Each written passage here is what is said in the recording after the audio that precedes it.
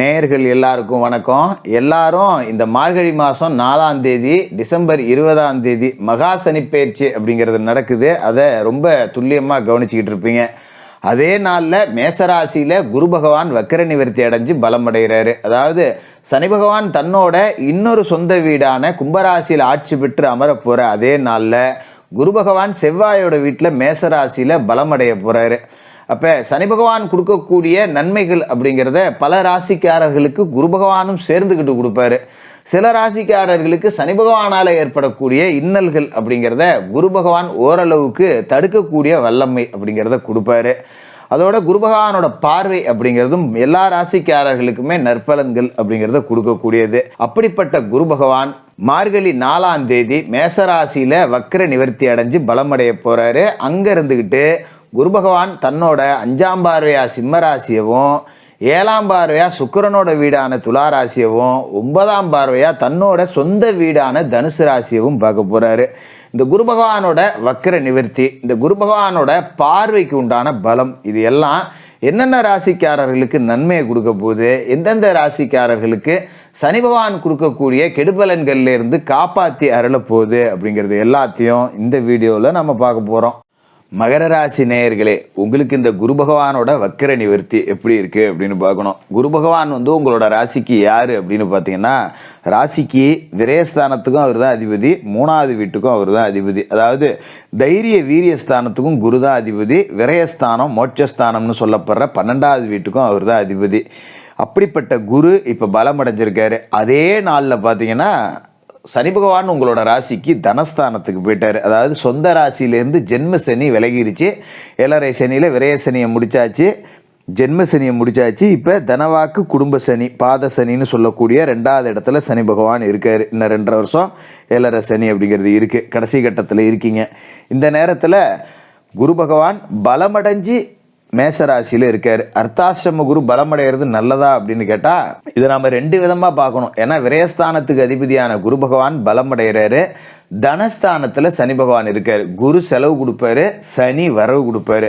சனி பெரியாளா குரு பெரியாளா அப்படின்னு பார்த்தீங்கன்னா சனி தான் பெரியாள், இதில் எந்த சந்தேகமும் வேண்டாம். அப்போ குரு ஒரு செலவு கொடுக்குறாரு, ஒரு 10,000 செலவு கொடுக்குறாருன்னா சனி 20,000 வருமானம் கொடுப்பாரு. பாப்பா நீ எவ்வளோ நாள் செலவு கொடுப்பா, என்கிட்ட காசு இருக்குது நான் பார்த்துக்கிறேன் அப்படிங்கிற அளவுக்கு காசு பணத்துக்கு இதுக்கு மேலே உங்கள் வாழ்க்கையில் பஞ்சம் இருக்காது. ஏன்னா விரயசனி காலகட்டத்தில் ஏகப்பட்ட கடன் வந்திருக்கும். குறுக்கு வழியில் ஏதாவது பணத்துக்கு முயற்சி செஞ்சு 1 ரூபாயை போட்டு 2 ரூபாயை எடுக்கலான்னு பல 1 ரூபாயை நீங்கள் இழந்துட்டு கடனாகி போயிருந்துருப்பீங்க.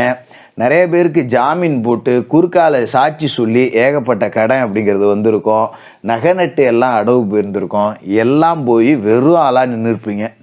இப்போ சனி பகவான் தனவாக்கு குடும்பஸ்தானத்துக்கு போயிருக்காரு. அதாவது தனஸ்தானத்தில் சனி இருக்காரு. அப்படிங்கும்போது காசு பணத்துக்கு உங்களுக்கு பஞ்சம் அப்படிங்கிற வேலையே இல்லை, பயப்பட வேண்டியதில்லை.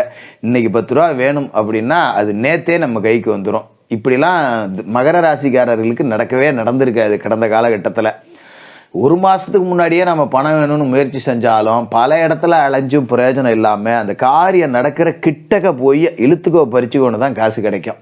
அந்த அளவுக்கு சித்திரவதைகளை செஞ்சு தான் எந்த ஒரு பலனுமே உங்களுக்கு கிடைச்சிருக்கும். இனிமேல் அந்த மாதிரி பிரச்சனைலாம் இருக்காது, கவலைப்பட வேண்டியதில்லை. சனி கொடுத்துருவாரு. விரயஸ்தானத்துக்கு அதிபதியான குரு பலம் அடைஞ்சிருக்காருங்கும்போது செலவு வரும். அந்த செலவை நம்ம சுப செலவுகளாக மாற்றிக்கணும். சுப செலவுகளாக எப்படி மாற்றலாம் அப்படின்னா, கூடுமான வரைக்கும் 3ஆம் இடத்துக்கும் குரு பகவான் அதிபதி அப்படிங்கிறதால சகோதர உறவுகளுக்கு ஏதாவது உதவிகள் அப்படிங்கிறத செய்யுங்க. சகோதரர்கள் கஷ்டப்படுறாங்க, அவங்களுக்கு ஒரு 10 ரூபா கொடுத்து உதவலாம் அப்படின்னா அந்த மாதிரி கொடுத்து உதவுங்க. பெரிய அளவில் பாதிப்பு இருக்காது. சகோதரர்கள் வீட்டில் ஒரு திருமணம், ஒரு விசேஷ நிகழ்ச்சி நடக்குதுன்னா முன்னாடி நின்று செய்யுங்க. 10 ரூபா செலவு பண்ணுங்க, அது நல்லபடியாக போயிடும், எந்த பிரச்சனையும் இருக்காது. மறுபக்கம் பார்த்தீங்கன்னா ஜென்மசனி கழிஞ்சிருச்சிங்கும் போது இதுக்கு மேலே மருத்துவ செலவுக்கு உங்களுக்கு வேலை இல்லை. உடம்பு வலு அடைஞ்சிரும் ஓரளவுக்கு. ஏன்னா விரயசனி காலகட்டத்திலையும் ஜென்மசனி காலகட்டத்திலையும் மகர ராசிக்காரர்களோட உடல் ஆரோக்கியம் பாதிக்கப்பட்டிருக்கும், 100% பாதிக்கப்பட்டிருக்கும். அதில் எந்த மாற்றமும் இல்லை. இதுக்கு மேலே சரியாயிடும். குறிப்பாக பார்த்தீங்கன்னா உணவு ஒவ்வாமை, அஜீரண கோளாறு, வாயு தொந்தரவு, தொண்டையில் புண்ணு, அல்சரு இதெல்லாம் இருந்திருக்கும். இனிமேல் படிப்படியாக சரியாயிடும்.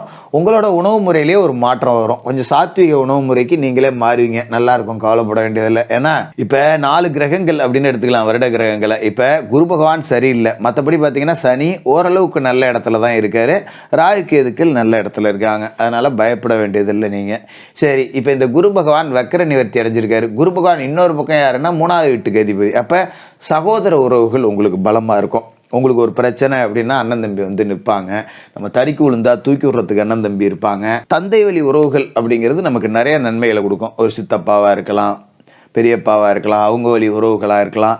ஏதோ பிரிஞ்சிருந்த சொந்த பந்தெல்லாம் ஒன்று சேரக்கூடிய ஒரு அமைப்பு அப்படிங்கிறதும் இதுக்கு மேலே உங்களுக்கு கிடைக்கும். அதோட இன்னொரு முக்கியமான விஷயம் என்னன்னா, குரு பகவானோட பார்வை. குரு பகவான் பலம் அடைகிறாரு அப்படிங்கும்போது அவரோட பார்வைக்கும் பலம் உண்டு. 4வது இடத்துல அர்த்தாசிரமஸ்தானத்தில் குரு இருந்தாலும் கூட அவரால் உங்களை பெருசாலாம் பாதிக்க முடியாது. அவரோட பார்வை உங்களுக்கு நல்லது கொடுக்கும்.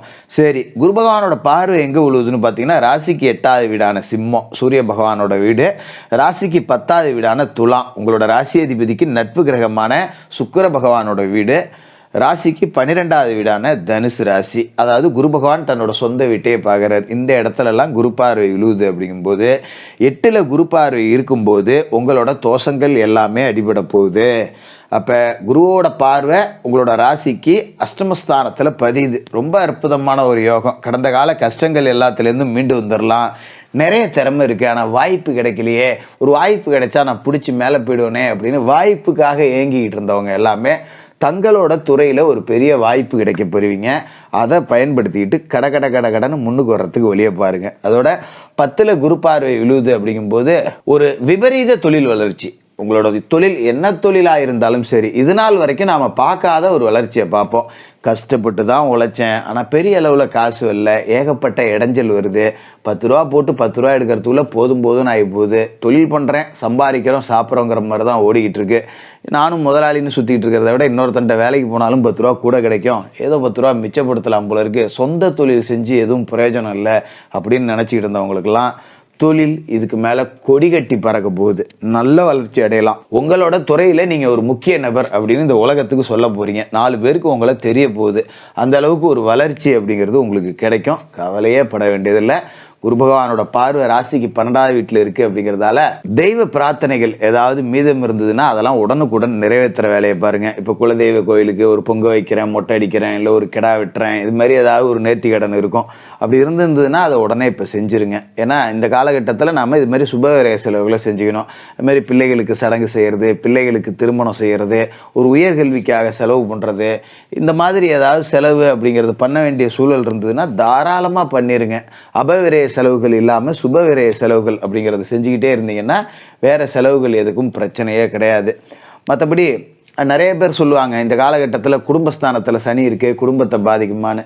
சின்ன சண்டை வரதான் செய்யும், அதனால் வராது, நீங்கள் அப்படியே அன்னோன்யமாக இருப்பீங்க அப்படின்லாம் சொல்லிட முடியாது. சின்ன சண்டை வரதான் செய்யும். சனி பகவான் வந்து உங்களோட ராசிக்கு அதிபதி, அதனால் பெருசாக நீங்கள் பயப்பட வேண்டியதில்லை.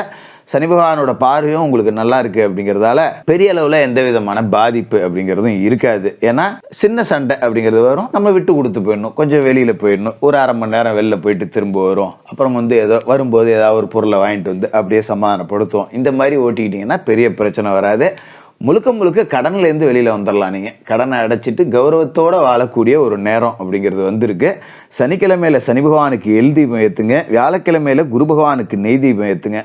இதை தொடர்ச்சியாக செஞ்சுக்கிட்டே வாங்க. மாற்றுத்திறனாளிகளுக்கும் ஏழைப்பாளைகளுக்கும் உங்களால் முடிஞ்ச போதெல்லாம் உங்களால் முடிஞ்ச ஒரு 10 ரூபா ஒரு சாப்பாடு வாங்கி கொடுக்கறது, ஒரு துணிமணி வாங்கி கொடுக்கறது, இந்த மாதிரி உதவிகள் அப்படிங்கிறத செஞ்சுக்கிட்டு வாங்க. மகர ராசிக்காரர்கள் 7.5 சனியில் ஒரு 3/4 கிணறை தாண்டிட்டீங்க. மீதி 1/4 கிணறு அப்படிங்கிறது உங்களுக்கு குடிநீர் வழங்கக்கூடிய கிணறாக தான் இருக்கும். அதை நீங்கள் பயன்படுத்திக்கிட்டு வாழ்க்கையில் செட்டில் ஆகலாம். மகர ராசிக்காரர்களுக்கு வாழ்த்துக்கள்.